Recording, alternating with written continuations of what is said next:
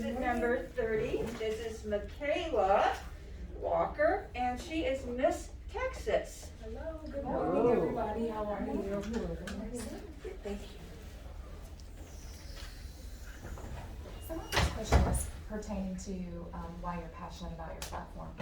Why is it hard for people to sit down at the table and have just open, honest conversations about whatever? Well, I definitely believe that it just consists of people's personal beliefs. I feel oftentimes they have essentially they have a problem with just communicating, and mostly it's just trying to make sure that they're getting their point across.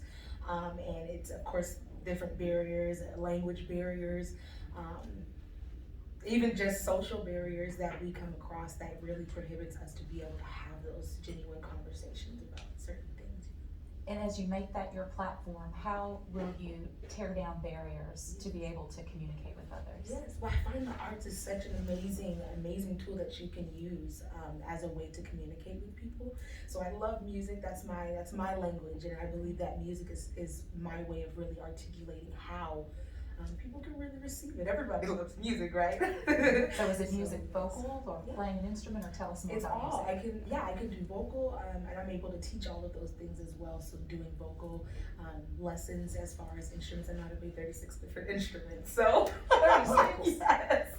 So of course, I have many avenues that I'm able to articulate musically how to, get the message across. How does one learn how to play 36 instruments? Oh my goodness, prayer, I will tell you. And they all correspond with one another, of course. So yes, they're pretty easy to learn. Okay. I'm overwhelmed. I'll teach you one day. We'll connect sometime. Well, Michaela, I'm interested in your faith-based theater and Yes. this 12 Angry Men. Is this part of this theater? Yes, That you- ma'am.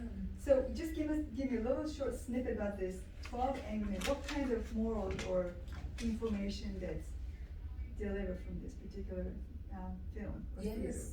So 12 Angry Men, I don't know if you've heard of the classic story of 12 Angry Men, but we did almost a rebirth of 12 Angry Men, which consists of it's 12 angry jurors talking about the sentencing of a young man. Originally, it was for a predominantly Caucasian cast, but we rebirthed it and made an all-black male cast.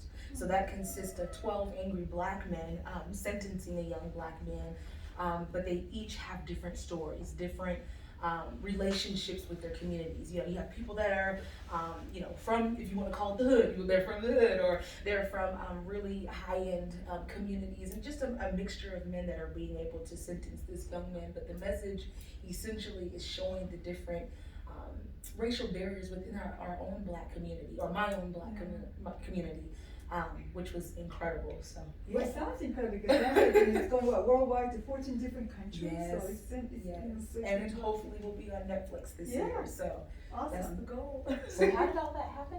Yeah, so because of the pandemic, of course, we had a lot of we were very limited to how we were going to do this. So it was a virtual show, and we did a couple of days of filming. It was me and like a team, I'll say of 6 of us that was able to film, do scripts, of course. I was the person that actually wrote the final script for the show, and put the musical portions together as well.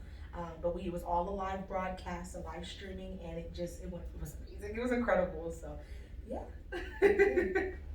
Well, just talking about it, I can tell you're very excited. Oh yes, That's I love exciting. it. I have to figure out a way how to get it to you guys, because I think you guys would enjoy it and love it with your own families. Yeah. Sounds great. Thank you. So what made you interested in pageantry? I'm sorry. What made you interested in pageantry?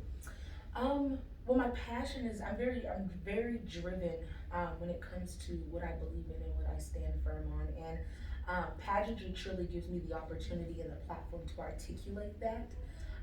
And just essentially, I believe that I'm a loving and I'm caring, embracing person, and everybody needs to hear the platform that I have. And so I definitely know that I needed to get on stage. Of course, I've been singing and being on stage, but it's one thing to be in front of a pageant where I have to really speak about who I am and my passion and what I have to bring. Is this your first pageant? Oh no, sir. No, closer. Now I'm very familiar with them. Tell us about that experience. Yeah, so my very first, I've been doing pageants for a long time, but my first pageant that I really kind of possessed for my own was the Miss Umoja Queen of Africa Town from Seattle, Washington. I'm from Seattle, Washington. And so that pageant is supporting the Black community in Seattle.